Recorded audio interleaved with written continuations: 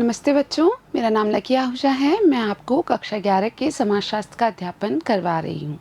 तो बच्चों, कक्षा 11 के समाजशास्त्र में हम अपनी प्रथम पुस्तक समाजशास्त्र परिचय का अध्ययन कर रहे हैं और हम इस पुस्तक के अपने चतुर्थ अध्याय को पढ़ना प्रारंभ कर चुके हैं। हमारे चतुर्थ अध्याय का नाम है संस्कृति तथा समाजीकरण। और बच्चों, इस अध्याय के अब तक हम कुल 3 भाग पढ़ चुके हैं। आज हम इस अध्याय का चौथा भाग शुरू करने जा रहे हैं और इस चौथे भाग में हम पढ़ेंगे समाजीकरण के बारे में। तो अब तक हमने इस अध्याय में संस्कृति से संबंधित बहुत सारी बातों पर चर्चा की और आज के भाग में हम समाजीकरण से संबंधित चर्चा करने वाले हैं। जन्म के समय बच्चा, जिसे हम समाज कहते हैं या सामाजिक व्यवहार, उसके बारे में कुछ भी नहीं जानता है। तो बिल्कुल जो नवजात शिशु होता है, जो बच्चा जन्म लेता है, वह जन्म के समय समाज के बारे में या सामाजिक व्यवहार के बारे में कुछ भी नहीं जानता है। परंतु जैसे जैसे बच्चा बड़ा होता है, वह केवल भौतिक संसार के बारे में ही नहीं सीखता है, अपितु अच्छे या बुरे लड़के या लड़की से क्या तात्पर्य है यह भी सीखता है। बिल्कुल जैसे जैसे बच्चे की उम्र बढ़ती है, वो बड़ा होने लगता है, वो अपने आसपास की भौतिक वस्तुओं के बारे में तो जानने ही लगता है, यानी अपने भौतिक संसार के बारे में सीखने लगता है। लेकिन इसके साथ साथ ही अच्छे या बुरे लड़के या अच्छे या बुरे लड़की के व्यवहार की क्या विशेषताएं हैं, किन बातों को हम कहते हैं कि ये अच्छे लड़के की विशेषता है या किन चीज़ों के लिए कहा जाता है कि ये एक बुरे बच्चे की विशेषता है, ये सभी धीरे धीरे वो जानने लगता है। वह जानता है कि किस प्रकार के व्यवहार की प्रशंसा होगी तथा किस प्रकार के व्यवहार को अनुमति नहीं मिलेगी। तो धीरे धीरे अपने आसपास के लोगों से अंतर्क्रिया करते हुए वह ये जानने लगता है कि किस प्रकार का व्यवहार करने से प्रशंसा प्राप्त होगी और किस प्रकार के व्यवहार की अनुमति उसे प्राप्त नहीं होगी। समाजीकरण को उस प्रक्रिया के रूप में परिभाषित किया जा सकता है जिसके द्वारा असहाय शिशु धीरे धीरे स्वयं जानकारी प्राप्त करता है। वह आत्म जागरूक बनता है, जो उस संस्कृति के तरीकों के बारे में भली भांति जानता है जिसमें वह जन्म लेता है। तो बिल्कुल समाजीकरण एक ऐसी प्रक्रिया है जिस प्रक्रिया के द्वारा जो नवजात असहाय शिशु या एक जैविक प्राणी जो जन्म लेता है, वो धीरे धीरे स्वयं कई सारी जानकारियाँ प्राप्त करने लगता है, वह आत्म जागरूक बनने लगता है और साथ के साथ वह अपनी संस्कृति के बारे में, जिस संस्कृति का वो हिस्सा है, उसके बारे में बहुत सारी बातों को जानने लगता है। वास्तव में समाजीकरण के बिना एक व्यक्ति मानव की तरह व्यवहार नहीं कर सकता। तो बिल्कुल सच्चाई ये है कि समाजीकरण के बिना कोई व्यक्ति एक मानव के रूप में व्यवहार नहीं कर सकता है। आप में से अधिकतर ने मिदनापुर के भेड़िए के बच्चे की कहानी सुनी होगी। तो ये एक छोटी सी कहानी है, मिदनापुर के भेड़िए के बच्चों की कहानी। तो हो सकता है आप लोगों ने सुनी हो। तो कहानी का कुछ अंश इस प्रकार है। सन 1920 में बंगाल में भेड़िए की गुफा में 2 वर्ष की 2 बच्चियां पाई गई थी। तो 1920 की बात है। वहाँ पर बंगाल में मिदनापुर नाम की जगह पर भेड़िए की गुफा में 2 छोटी बच्चियां पाई गई थी। वे पशुओं की तरह चारों पैरों पर चलती थी, कच्चा मांस खाना पसंद करती थी, भेड़ियों की तरह चिल्लाती थी तथा कोई भी भाषा नहीं जानती थी। तो ये मनुष्य की बच्चियां थी, 2 वर्षीय बच्चियां थी, लेकिन वास्तव में ये भेड़िए की गुफा में पाई गई थी, यानी काफ़ी समय से ये भेड़ियों के साथ ही रह रही थी और ये पाया गया कि ये पशुओं की तरह ही 4 पैरों पर चला करती थी, मनुष्य की तरह सीधे खड़े होकर 2 पैरों पर नहीं चलती थी। उसी प्रकार ये कच्चा मांस ही खाना पसंद करती थी। इसके अलावा भेड़ियों की तरह चिल्लाया करती थी और किसी भी प्रकार की भाषा को नहीं जानती थी या भाषा द्वारा अपने आप को व्यक्त करने में सक्षम नहीं थी। ऐसी घटनाओं के बारे में जानकारियाँ विश्व के अन्य भागों से भी प्राप्त हुई हैं। तो ऐसी कुछ घटनाएं विश्व के अलग अलग भागों से भी हमें प्राप्त होती हैं। हम अब तक समाजीकरण तथा नवजात शिशु के बारे में बातें कर रहे थे। तो अब तक हमने जो चर्चा की वो समाजीकरण और कैसे एक नवजात शिशु धीरे धीरे समाजीकृत होता है इस बारे में थी, परंतु बच्चे का जन्म उनके जीवन को भी बदल देता है जो उसके पालन पोषण के लिए उत्तरदायी हैं। अब हम बात करते हैं उन लोगों की जो कि बच्चे का पालन पोषण करते हैं और बच्चे के जन्म के साथ ही उनका जीवन भी काफ़ी कुछ बदल जाता है। वे भी नए नए अनुभवों को सीखते हैं। तो वे जो कि वास्तव में बच्चे का पालन पोषण कर रहे होते हैं वो भी बच्चे के आने के बाद नए नए अनुभव ग्रहण करते हैं। दादा दादी तथा माता पिता बनने पर नए नए क्रियाकलापों तथा अनुभवों से गुजरना होता है। तो बिल्कुल एक बच्चे के जन्म लेने के साथ ही लोग दादा दादी बन जाते हैं, माता पिता बन जाते हैं और ये भूमिकाएं निभाने के लिए नए नए क्रियाकलापों और अनुभवों से उन्हें गुजरना होता है। बुजुर्ग व्यक्ति दादा दादी बनकर भी माता पिता ही रहते हैं। ये भी सच है कि कोई भी बुजुर्ग व्यक्ति जब दादा दादी बन जाते हैं तो भी वे माता पिता तो रहते ही हैं।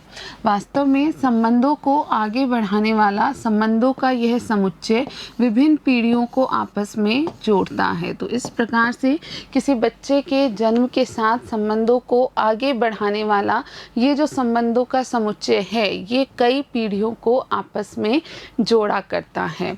इसी तरह से युवा बच्चे का जीवन सहोदर भाई या बहन के जन्म से बदल जाता है। तो जिस पर नवजात शिशु ने जन्म लिया है उससे बड़ा कोई भाई या बहन यदि पहले से है तो उस युवा बच्चे का जीवन भी उस नए सहोदर भाई या बहन के आने से काफ़ी कुछ बदल जाता है। समाजीकरण जीवन पर्यंत चलने वाली प्रक्रिया है, लेकिन अत्यधिक महत्वपूर्ण प्रक्रिया आरंभिक वर्षों में घटित होती है जिसे प्रारंभिक समाजीकरण कहा जाता है। तो इस प्रकार हमें समझ आता है कि वास्तव में समाजीकरण जीवन पर्यंत चलने वाली प्रक्रिया है। सिर्फ नवजात शिशु का ही समाजीकरण नहीं होता है। जीवन पर्यंत जैसे जैसे व्यक्ति जीवन में नए अनुभवों को ग्रहण करता है उसकी समाजीकरण की प्रक्रिया आगे बढ़ती जाती है। लेकिन यहाँ हमें ये समझना है कि जो जीवन के आरंभिक वर्ष है, शुरुआती वर्ष हैं, उस दौरान जो समाजीकरण घटित होता है वो अधिक महत्वपूर्ण माना गया है और उसे नाम दिया जाता है प्रारंभिक समाजीकरण।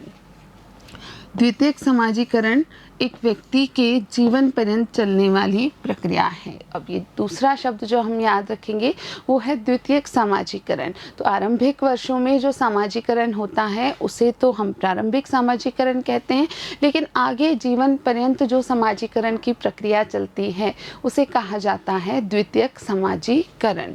हालांकि समाजीकरण का प्रत्येक व्यक्ति पर काफ़ी प्रभाव पड़ता है, परंतु यह सांस्कृतिक कार्यक्रम की तरह से नहीं है जिसमें शिशु अपने संपर्क में आने वाले लोगों के प्रभाव को बिना किसी विरोध के ग्रहण करता है।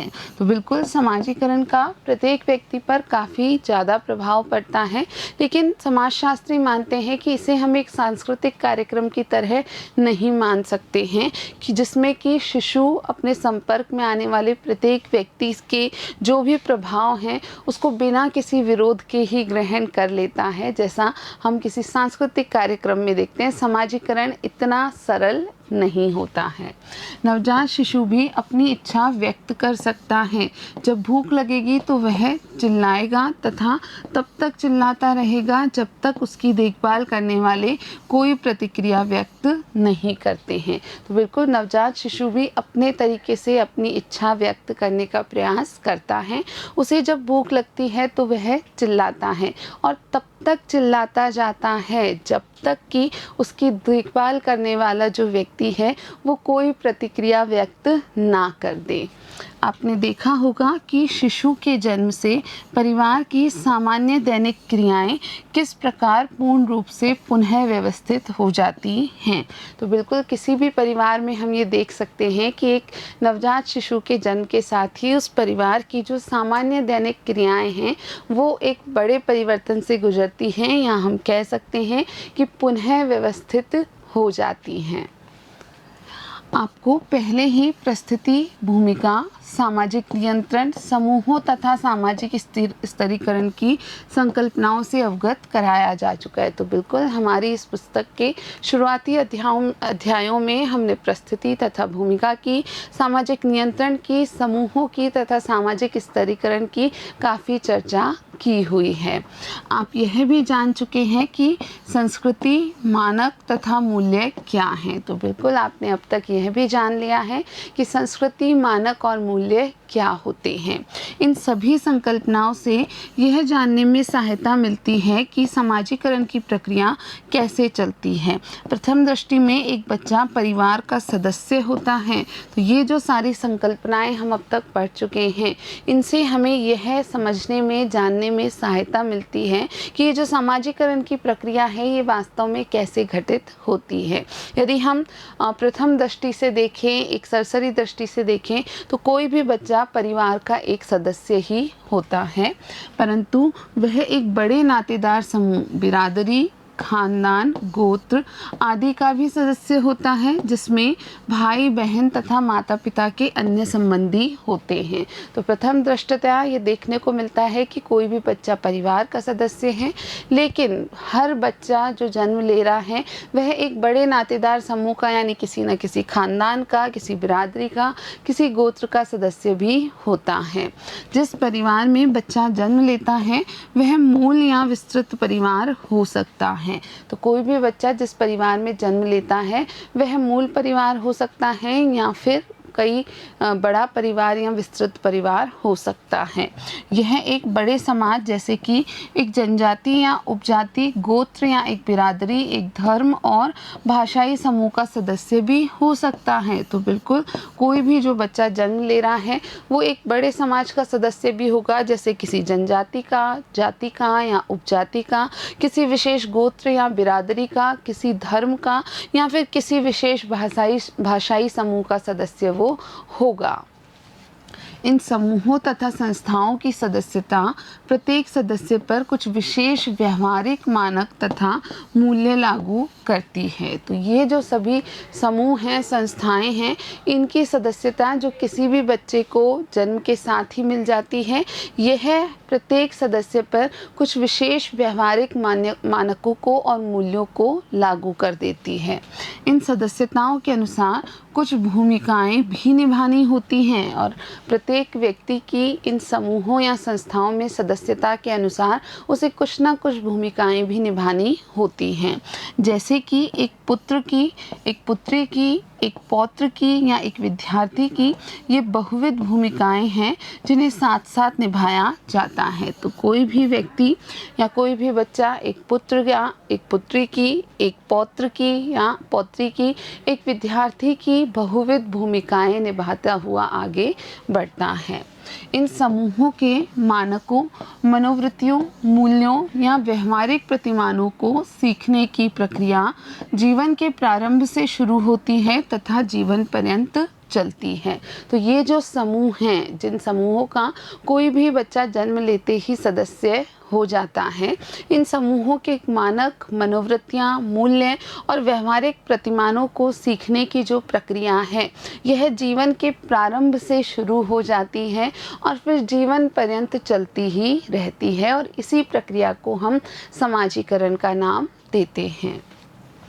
एक व्यक्ति एक गांव में रहता है या शहर में, या वह किसी जनजाति से संबंधित है, और यदि जनजाति से संबंधित है तो किस जनजाति से, इस सब के अनुसार एक समाज में विभिन्न जातियों, क्षेत्रों या सामाजिक वर्गों या धार्मिक समूहों से संबंधित विभिन्न परिवारों में मानदंड तथा मूल्य अलग अलग हो सकते हैं। तो कोई व्यक्ति विशेष यदि गाँव में रहता है या शहर में रहता है, वह किसी जनजाति से संबंधित है, और यदि वो जनजाति से संबंधित है तो किस जनजाति से, इन सभी के आधार पर वास्तव में एक समाज में विभिन्न प्रकार की जातियों, विभिन्न क्षेत्रों, विभिन्न सामाजिक वर्गों या विभिन्न धार्मिक समूहों से संबंधित जो अलग अलग परिवार होते हैं, उन सभी परिवारों के कुछ अलग अलग मानदंड और मूल्य पाए जाते हैं, और वास्तव में प्रत्येक बच्चा इन मानदंडों को, मूल्यों को अपने परिवार की सहायता से ही ग्रहण करता है।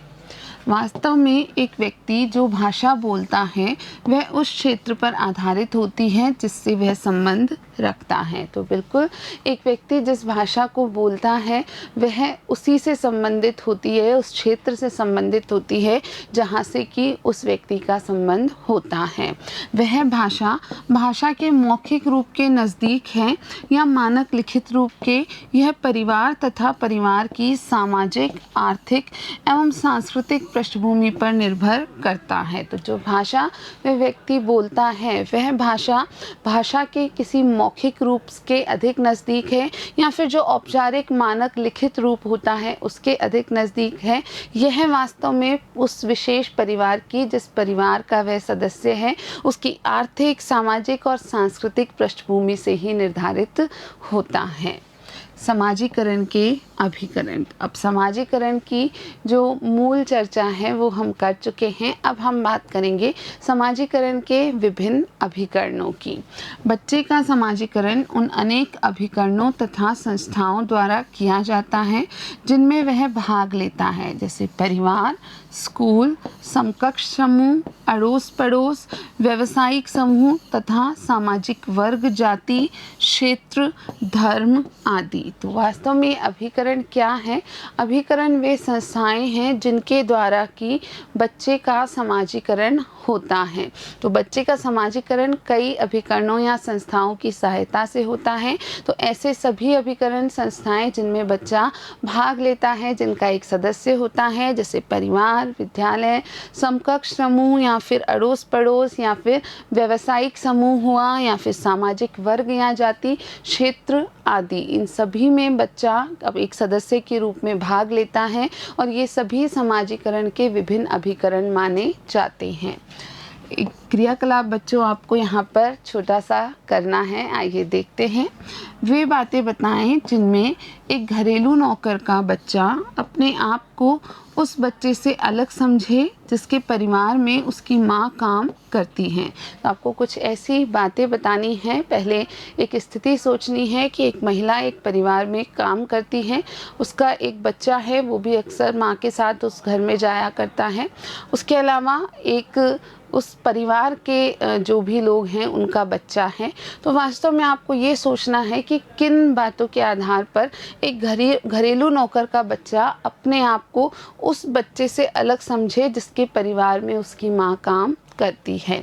साथ ही उन वस्तुओं के बारे में भी बताएं जिन्हें वह आपस में बांट सकते हैं या बदल सकते हैं। अब आपको ये भी सोचना है कि ऐसी कौन सी वस्तुएं हो सकती हैं जिन्हें वो दोनों बच्चे आपस में बांट सकते हैं या जिनकी अदला बदली वो कर सकते हैं।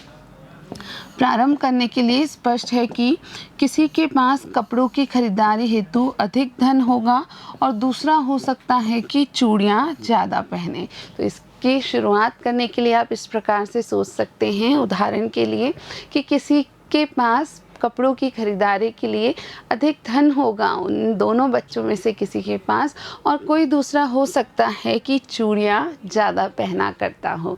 तो आपको इस बारे में थोड़ा सा अपना विचार यहाँ पर संलग्न करना है और सोचना है कि वो दो बच्चे किन किन चीज़ों में एक जैसे हो सकते हैं, क्या आपस में बांट सकते हैं और कैसे वो एक दूसरे से बिल्कुल अलग हो सकते हैं। हो सकता है वे एक ही सीरियल देखते हों, एक ही तरह के फिल्मी गानों को सुनते हों। हो सकता है कि वे एक दूसरे के लिए अलग अलग प्रकार की अशिष्ट भाषा का प्रयोग करते हों। तो बिल्कुल यह भी हो सकता है कि वे दोनों एक ही सीरियल देखते हों या एक ही प्रकार के फिल्मी गानों को सुनते हों, गाते हों। यह भी हो सकता है कि वे एक दूसरे के लिए अलग अलग प्रकार की अशिष्ट भाषा का, जब वे आपस में बात करते हैं तो दोनों बच्चे अलग अलग प्रकार की अशिष्ट भाषा का या कुछ अशिष्ट शब्दों का उपयोग करते हों। अब आपको कठिन क्षेत्रों के बारे में पता लगाना है, जैसे कि परिवार में, पड़ोस में तथा गली में सुरक्षा की भावना के बारे में। तो ये कल्पना करने के साथ ही आपको अब कुछ जटिल या कठिन क्षेत्रों के बारे में भी सोचना है, जैसे कि परिवार में, पड़ोस में या गली में, उनमें से कौन सा बच्चा अपने आप को ज़्यादा सुरक्षित महसूस करता होगा।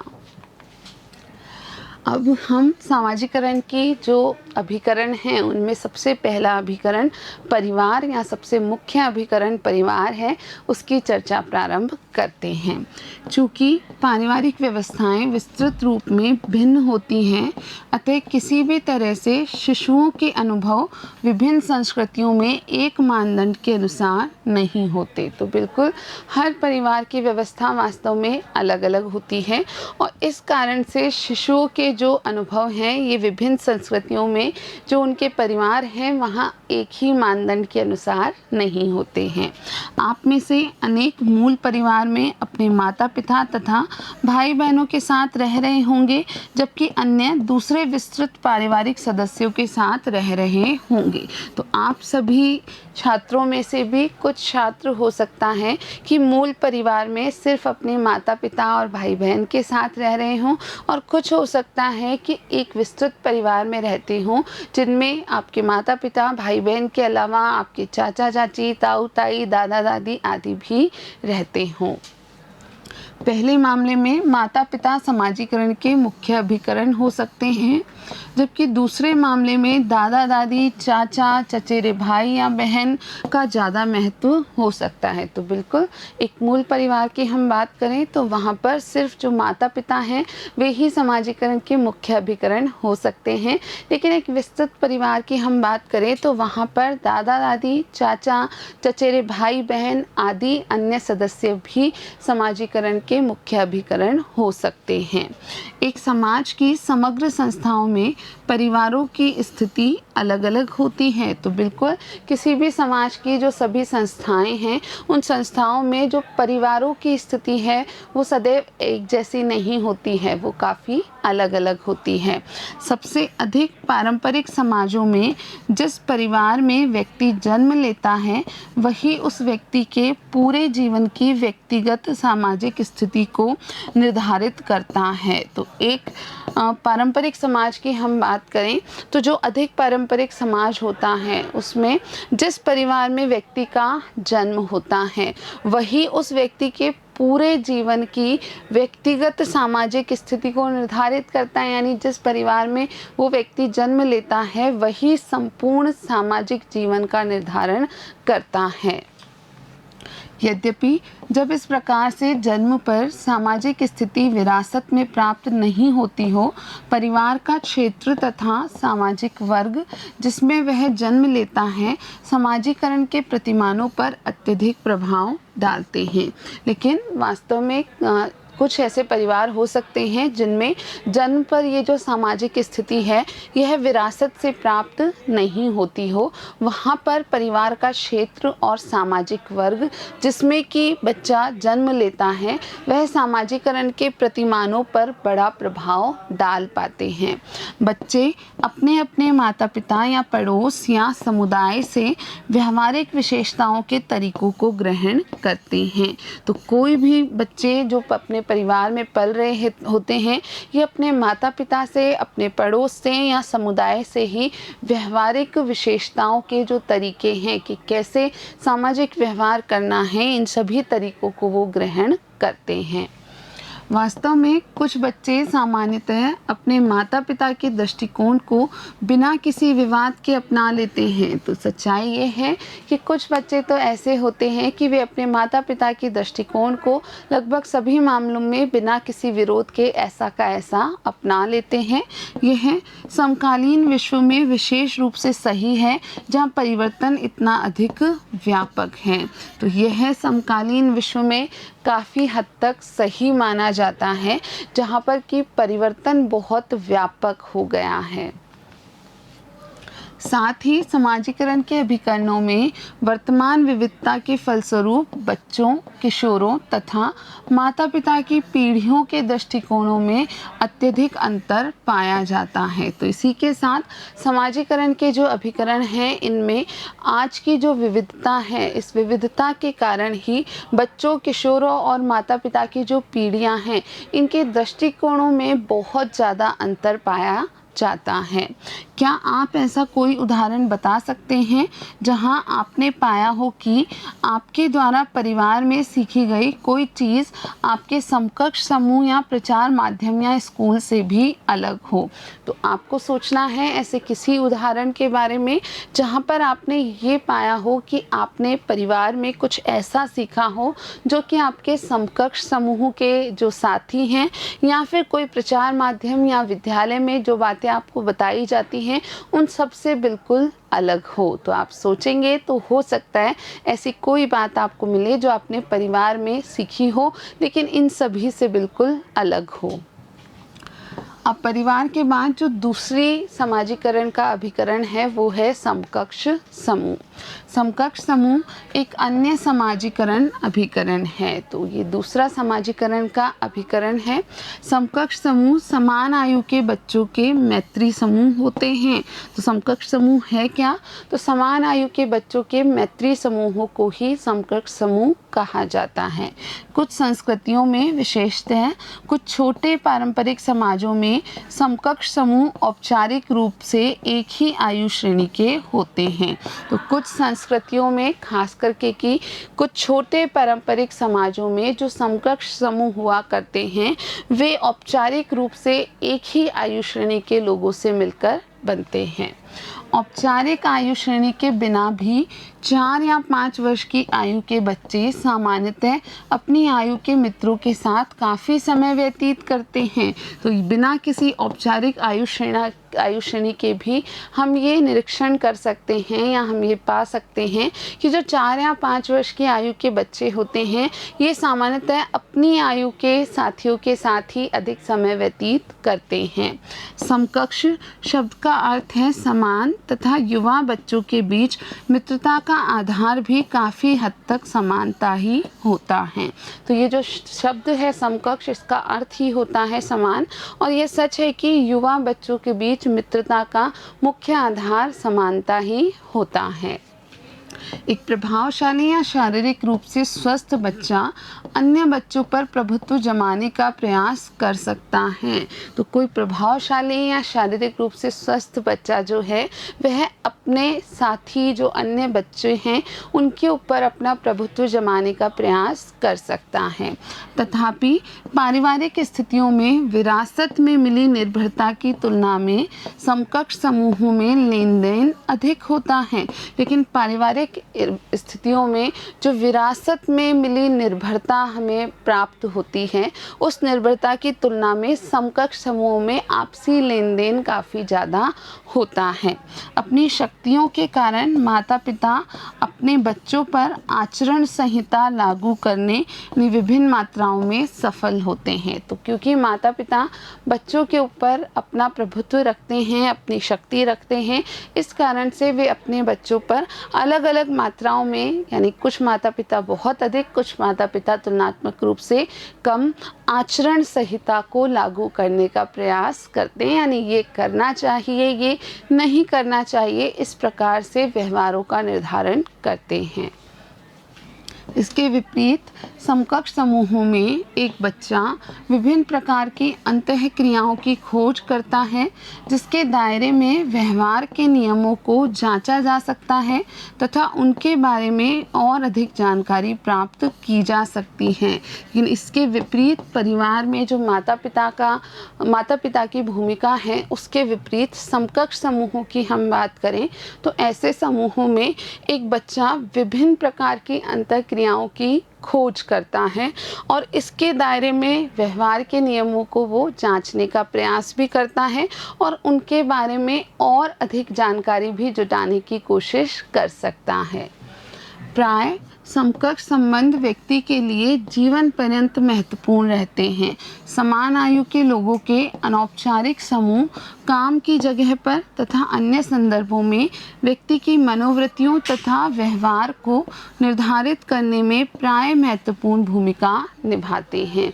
तो ये जो समकक्ष साथियों के साथ संबंध हैं, ये संबंध व्यक्ति में या व्यक्ति के जीवन पर्यंत में ही महत्वपूर्ण बने रहते हैं और समान आयु के लोगों को को जो अनौपचारिक समूह बन जाते हैं, ये किसी काम की जगह पर या किसी अन्य संदर्भ में भी व्यक्ति की मनोवृत्तियों और उसके व्यवहार को निर्धारित करने के लिए बहुत ही महत्वपूर्ण भूमिका निभाते हैं।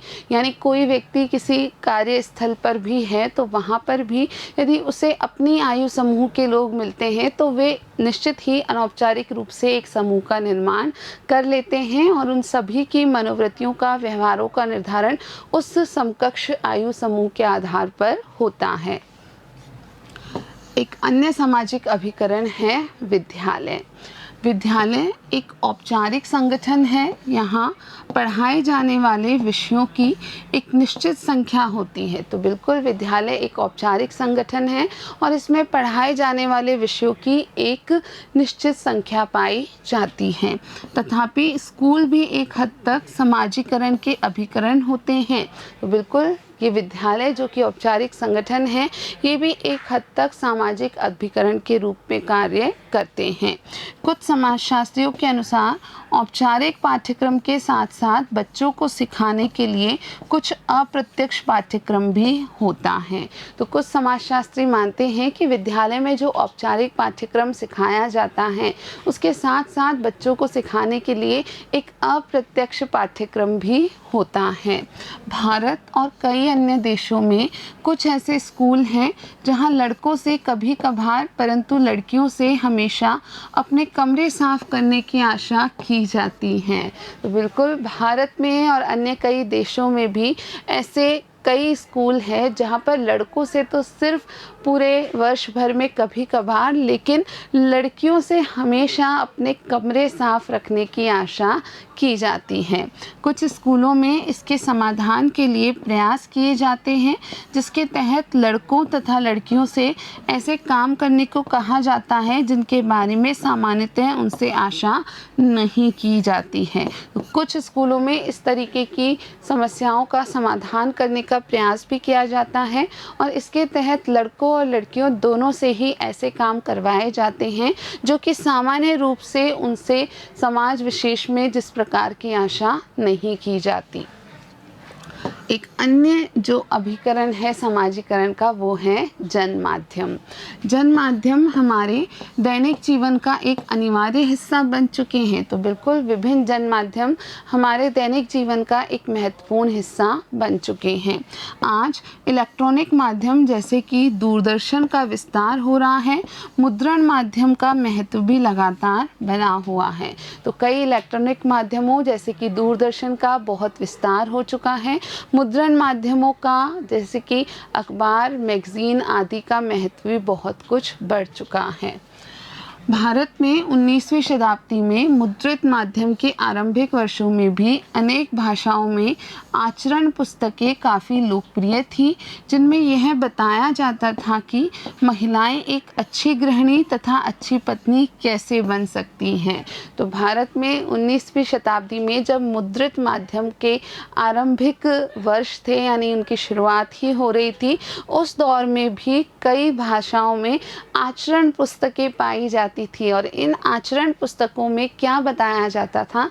इनमें बताया जाता था कि महिलाएं किस प्रकार अच्छी गृहिणी बन सकती हैं और क्या व्यवहार करके वे अपनी अच्छी पत्नी की भूमिका निभा सकती हैं। जन माध्यमों के द्वारा सूचना ज़्यादा लोकतांत्रिक ढंग से पहुंचाई जा सकती है। यह सत्य है कि विभिन्न जन माध्यमों के द्वारा सूचना ज़्यादा लोकतांत्रिक ढंग से पहुंचाई जा सकती है। इलेक्ट्रॉनिक संचार एक ऐसा माध्यम है जो ऐसे गांवों में भी पहुंच सकता है जो न तो सड़कों द्वारा अन्य क्षेत्रों से जुड़े हैं और न ही वहां साक्षरता केंद्र स्थापित हुए हैं। तो बिल्कुल इलेक्ट्रॉनिक संचार एक महत्वपूर्ण जन माध्यम है। यह ऐसा माध्यम है जो उन गांवों में भी पहुंच सकता है जो गांव की सड़कों से भी नहीं जुड़े हुए हैं और उसके अलावा जहां पर साक्षरता केंद्र या विद्यालय भी स्थापित नहीं हुए हैं। बच्चों तथा बड़ों पर दूरदर्शन के प्रभाव पर अत्यधिक अनुसंधान किए गए हैं। जन माध्यम के रूप में बच्चों और बड़ों पर दूरदर्शन का क्या प्रभाव पड़ा है, इसके बारे में बहुत सारे अनुसंधान किए गए हैं। ब्रिटेन में हुए एक अध्ययन में पाया गया है कि बच्चों द्वारा टेलीविज़न देखने पर व्यय किया गया समय एक साल में लगभग 100 स्कूली दिवसों के समान है तथा इसमें बड़े भी पीछे नहीं हैं। तो इस संबंध में ब्रिटेन में अध्ययन किए गए और उन अध्ययनों में यह स्पष्ट रूप से पाया गया कि बच्चों द्वारा टेलीविज़न देखने पर जो समय व्यतीत किया जाता है यह वास्तव में एक साल में लगभग 100 विद्यालयी दिवसों के समान है और इस संदर्भ में बड़े भी कुछ पीछे नहीं रहे हैं। अब बच्चों एक क्रियाकलाप आपको यहाँ पर करना है, फिर आगे की चर्चा हम करेंगे। आप शायद जानना चाहेंगे कि लोग अपने आसपास के परिवेश के विपरीत परिवेशों में बने धारावाहिकों से खुद को कैसे जोड़ते हैं। तो बिल्कुल हम में से कई लोग ऐसे धारावाहिक देखते हैं जो कि हमारे परिवेश के बिल्कुल विपरीत परिवेश के होते हैं। तो यह एक जिज्ञासा का विषय है कि किस प्रकार से लोग अपने आसपास के परिवेश के बिल्कुल विपरीत परिवेश में बने धारावाहिकों से खुद को जोड़ पाते हैं। और यदि बच्चे अपने दादा दादी के साथ टेलीविज़न देख रहे हैं तो कौन से कार्यक्रम देखने योग्य हैं, क्या इस पर उनमें असहमति है। तो यदि बच्चे अपने दादा दादी के साथ कोई टीवी कार्यक्रम देख रहे हैं तो इस संबंध में कौन से कार्यक्रम देखे जाने चाहिए, इस संबंध में क्या दादा दादी या पोते पोती में आपस में सहमति बनेगी या असहमति हो सकती है। यदि ऐसा है तो उनके दृष्टिकोण में क्या अंतर पाया गया, क्या इन अंतरों में क्रमशः संशोधन होता है, और यदि इस प्रकार की असहमति थी तो किस प्रकार का अंतर उनके दृष्टिकोणों में पाया गया, और क्या आपको लगता है कि इन अंतरों में क्रमशः कुछ संशोधन होता है, क्रमशः कुछ परिवर्तन होता है। कोई व्यक्ति लोगों पर जन माध्यमों के प्रभाव का पता नहीं लगा सकता, लेकिन प्रभाव की मात्रा, जानकारी तथा अपने क्षेत्र से दूरस्थ क्षेत्रों के अनुभव के बारे में पता लगाया जा सकता है। तो कोई भी व्यक्ति लोगों पर जन माध्यमों का क्या प्रभाव पड़ता है इसका प्रत्यक्ष पता नहीं लगा सकता, लेकिन प्रभाव की मात्रा, उसके संबंध में जानकारी और अपने क्षेत्र से दूरस्थ क्षेत्र के अनुभवों के बारे में पता लगाया जा सकता है। ये प्रयास किए जा सकते हैं। भारतीय दूरदर्शन के धारावाहिकों तथा फिल्मों के काफ़ी दर्शक नाइजीरिया, अफ़गानिस्तान तथा तिब्बत के प्रवासी हैं। तो भारतीय दूरदर्शन के जो धारावाहिक हैं या जो भारतीय फिल्में हैं उनके काफ़ी दर्शक जो हैं वे नाइजीरिया, अफ़गानिस्तान और तिब्बत के प्रवासी भी हैं। महाभारत का अनुवाद करके ताशकंद में प्रसारित किया गया, परंतु इसे बिना अनुवाद किए लंदन में उन बच्चों द्वारा देखा गया जो केवल अंग्रेजी बोलते थे। तो ये जानकर आपको आश्चर्य होगा कि महाभारत का अनुवादित रूप ताशकंद में प्रसारित किया गया, लेकिन इससे भी बड़े आश्चर्य की बात है कि इसे बिना अनुवाद किए ही लंदन में उन बच्चों द्वारा देखा गया जो कि सिर्फ अंग्रेजी ही बोलते थे। हाल के वर्षों में इंटरनेट के माध्यम से नॉन प्रिंट डिजिटल मीडिया को विशेष रूप से शहरी क्षेत्रों में काफ़ी लोकप्रियता मिल रही है। तो बिल्कुल हाल के वर्षों में आप जानते हैं कि इंटरनेट का प्रभाव बहुत ज़्यादा बढ़ता ही जा रहा है। यह रिपोर्ट देखें और चर्चा करें कि जन माध्यम बच्चों पर कैसे प्रभाव डालते हैं। तो यह एक रिपोर्ट है, आपको सोचना है इस बारे में कि जन माध्यम बच्चों पर किस प्रकार प्रभाव डालते हैं। एक मनोवैज्ञानिक का कहना है कि कुछ वर्ष पूर्व प्रसारित शक्तिमान धारावाहिक को देखकर बच्चे इमारतों से कूदने की कोशिश करते थे, जिसके परिणाम घातक होते थे। नकल करके सीखने की पद्धति लोगों द्वारा अपनाई जाती है और बच्चे इसके अपवाद नहीं हैं। तो एक मनोवैज्ञानिक ने अपने अध्ययन पर यह माना अध्ययन के आधार पर उन्होंने यह माना कि कुछ वर्षों पहले जो शक्तिमान धारावाहिक प्रसारित किया जाता था, उसे देखकर बच्चे शक्तिमान की तरह ही इमारतों से कूदने की कोशिश किया करते थे और निश्चित ही इनके जो परिणाम हुआ करते थे वो काफ़ी घातक हुआ करते थे। नकल करके सीखने की पद्धति लोग हमेशा से अपनाते हैं, ये कोई नई पद्धति नहीं है और बच्चे भी इसके अपवाद नहीं होते हैं। तो इस मामले में आपको चर्चा करनी है कि क्या आपको भी लगता है कि जन माध्यम बच्चों पर इतना गहरा प्रभाव डालते हैं और ये प्रभाव बच्चों पर किस प्रकार से हानि पहुंचाते हैं, ये चर्चा आपको अपने साथियों से करनी है। अन्य सामाजिकरण अभिकरण। अब जो सामाजिकरण के अभिकरण हम चर्चा कर चुके हैं, उसके अलावा भी कुछ अन्य सामाजिकरण अभिकरण हैं, आइए जानते हैं। दिए गए सामाजिकरण अभिकरणों के अतिरिक्त कुछ अन्य समूह या सामाजिक परिस्थितियां हैं जहां व्यक्ति अपने जीवन का काफ़ी समय व्यतीत करते हैं। तो अब तक हमने परिवार के बारे में, विद्यालय के बारे में, समकक्ष समूह के बारे में और जनमाध्यमों के बारे में चर्चा की। इनके अलावा भी कुछ ऐसे समूह या सामाजिक संस्थाएं होती हैं जहां पर कि व्यक्ति अपने जीवन का काफ़ी समय व्यतीत करते हैं। सभी संस्कृतियों में कार्यस्थल एक ऐसा महत्वपूर्ण स्थान है जहां समाजीकरण प्रक्रिया चलती है।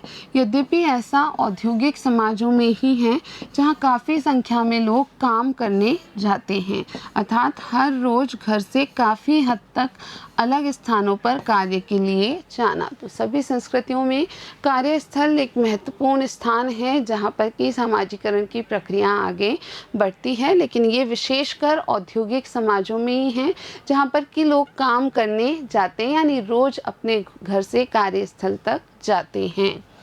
पारंपरिक समुदायों में अनेक लोग अपने रहने के स्थान के निकट ही ज़मीन जोतते हैं या उनकी कार्यशालाएं उनके निवास स्थानों में होती हैं। पारंपरिक समुदायों की बात करें तो वहाँ पर ये कार्यस्थल पर जाने का जो ढर्रा है वो व्याप्त नहीं था, क्योंकि अक्सर उनके घर के या रहने के स्थान के निकट ही वे ज़मीन जोता करते थे या फिर उनकी जो कार्यशाला होती थी वो उनके निवास स्थानों के अंदर ही हुआ करती थी।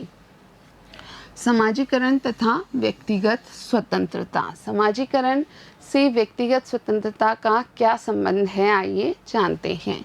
यह शायद सही है कि सामान्य परिस्थितियों में समाजीकरण लोगों को कभी भी अनुरूपता तक नहीं ला सकता, संघर्ष को अनेक कारण बढ़ावा देते हैं। तो ये सत्य है कि कोई भी सामान्य परिस्थितियों में जो सामाजीकरण की प्रक्रिया है यह लोगों को अनुरूपता तक नहीं ला सकता, यानी जो जैसे चला आ रहा है उसे बिल्कुल वैसा ही स्वीकार करना यह अनुरूपता है। तो ये हमेशा संभव हो ऐसा नहीं होता, संघर्ष को भी अनेक कारण बढ़ावा देते हैं। समाजीकरण के अभिकरणों विद्यालय तथा घर तथा समकक्ष समूहों के बीच संघर्ष हो सकते हैं। तो समाजीकरण के ये जो अलग अलग अभिकरण हैं जैसे विद्यालय तथा घर तथा समकक्ष समूह, इनके बीच आपसी संघर्ष भी उत्पन्न हो सकते हैं। तथापि जिस सांस्कृतिक परिवेश में हम जन्म लेते हैं तथा परिपक्व होते हैं उसका हमारे व्यवहार पर इतना अधिक प्रभाव पड़ता है मानो हमारी किसी भी व्यक्तिगत स्वतंत्रता या इच्छा को छीन लिया गया हो। ऐसा विचार मूलतः गलत है। लेकिन जिस सांस्कृतिक परिवेश में हम जन्म लेते हैं, जहाँ परिपक्व होते हैं, उसका हमारे व्यवहार पर इतना ज़्यादा प्रभाव पड़ता है जैसे कि हमारी व्यक्तिगत स्वतंत्रता को छीन लिया गया हो। यदि कोई ऐसा सोचता है, ऐसा विचार उत्पन्न होता है, तो निश्चित ही ये विचार मूलतः गलत है। तथ्य यह है कि जन्म से मृत्यु तक हम अन्य व्यक्तियों के साथ अंतःक्रियाओं के द्वारा अपने व्यक्तित्व, अपने मूल्यों तथा अपने व्यवहार को निखारने में संलग्न रहते हैं। तो तथ्य ये है कि जन्म से लेकर मृत्यु तक कोई भी व्यक्ति अन्य व्यक्तियों के साथ विभिन्न अंतःक्रियाओं के द्वारा अपने स्वयं के व्यक्तित्व, अपने मूल्यों और अपने व्यवहार को निखारने का या उनमें और कुछ अच्छा जोड़ने का प्रयास करता रहता होता है। अतः समाजीकरण भी हमारे व्यक्तित्व तथा स्वतंत्रता के मूल में है और इस कारण से ही समाजीकरण भी बिल्कुल हमारे सबके व्यक्तित्व और स्वतंत्रता के मूल में ही छुपा हुआ है। समाजीकरण के दौरान हम में से प्रत्येक में स्वयं की पहचान की भावना तथा स्वतंत्र विचारों एवं कार्यों के लिए क्षमता विकसित होती है। तो समाजीकरण के दौरान ही हम में से प्रत्येक में अपनी स्वयं की पहचान की भावना और स्वतंत्र विचारों और कार्यों के लिए क्षमताएं विकसित हो पाती हैं। समाजीकरण का लिंगकरण कैसे होता है? हम लड़के गलियों का प्रयोग अनेक वस्तुओं के लिए करते हैं, एक स्थान की तरह जहाँ खड़े होकर आसपास देखते हैं, दौड़ने तथा खेलने के लिए, अपनी मोटरसाइकिलों पर विभिन्न करतब करने के लिए। तो यहाँ हम चर्चा कर रहे हैं कि कैसे समाजीकरण का भी लिंगकरण हो जाता है। तो हम जब लड़कों की बात करें तो हम लड़के गलियों का प्रयोग या इस्तेमाल कैसे करते हैं? तो हम अनेक वस्तुओं के लिए, अनेक कार्यों के लिए उनका प्रयोग करते हैं। जैसे कि एक स्थान की तरह एक जगह है जहाँ पर खड़े होकर हम आसपास देख पाते हैं, दौड़ने के लिए, खेलने के लिए या फिर अपनी मोटरसाइकिल निकाल के उस पर विभिन्न प्रकार के करतब करने के लिए। लड़कियों के लिए ऐसा नहीं है। जैसा कि हम हर समय देखते हैं, लड़कियों के लिए गलियां विद्यालयों से सीधे घर जाने के लिए हैं तथा गली के सीमित प्रयोग के लिए भी वे सदा झुंड में ही जाती हैं। शायद इसके पीछे उनमें मौजूद छेड़खानी का भय है। कुमार 1986। तो बिल्कुल ये लड़के और लड़कियों की जो यहाँ तुलना है, ये समाजीकरण के लिंगकरण को ही स्पष्ट करती हैं कि लड़कियाँ गलियों का उपयोग किस प्रकार करती है। जहाँ लड़कों को हमने देखा कि वे अनेक कार्यों के लिए गलियों का उपयोग करते हैं, तो लड़कियाँ गलियाँ विद्यालय से सीधे घर जाने के लिए ही उपयोग लेती हैं और इस सीमित उपयोग के लिए भी वे हमेशा झुंड में ही जाती हैं। अक्सर आप उनको अकेले जाते हुए नहीं पाते हैं और इसके पीछे जो कारण है वो है उनमें मौजूद छेड़खानी का भय। तो ये समाजीकरण की प्रक्रिया के तहत ही है कि लड़के जिन गलियों का इतना खुलकर प्रयोग कर पाते हैं, वहीं लड़कियां उन्हीं गलियों का बहुत ही सीमित प्रयोग कर पाती हैं। तो बच्चों, आज हमने हमारे अध्याय 4 का ये चौथा भाग जो कि समाजीकरण के संदर्भ में था, उसे पूर्ण कर लिया है। हम हमारे इस अध्याय को अगले वीडियो में भी पढ़ना जारी रखेंगे। आज के लिए इतना ही। वीडियो देखने के लिए आप सभी का बहुत बहुत धन्यवाद।